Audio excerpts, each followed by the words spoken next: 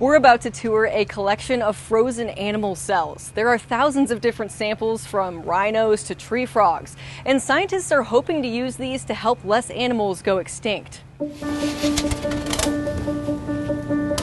On first glance, you'd hardly call this a zoo. But these cryotanks are preserving the cells of animals, some endangered. The frozen zoo is the oldest collection of living cells, both skin cells and reproductive cells. With those cell lines, we're able to use them for genetic rescue and hopefully bring back the species from the brink of extinction.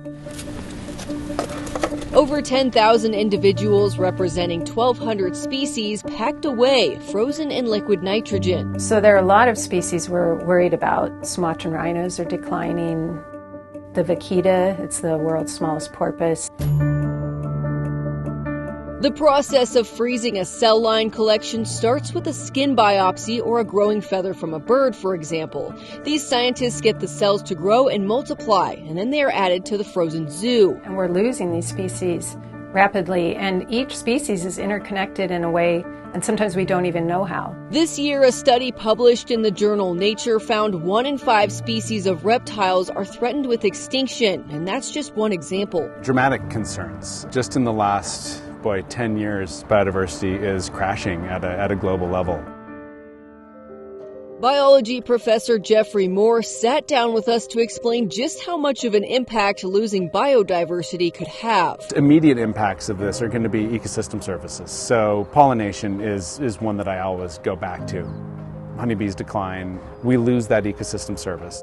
As we remove biodiversity, we remove the opportunity to discover new drugs that might be present in plants or in animals that might be affected. Moore says there's not one cause we can point a finger at. It's land use changes, it's overexploitation, it's pollution. You can just keep moving down the list. He says as more animals and plants face extinction, preservation efforts, including the frozen zoo, become increasingly important. It's death by 1,000 cuts. It's recovery through 1,000 bandages, right? And that's just one of the bandages. And another one is putting less carbon into the atmosphere. And another one is using less plastics. This is a mountain yellow-legged frog, and it's extremely endangered, and we have a program here to save this species, and we've grown several cell lines that are banked in the frozen zoo. Marlis Hauk and her team work every day to grow and preserve cell lines from a diverse range of species. We try to identify what might be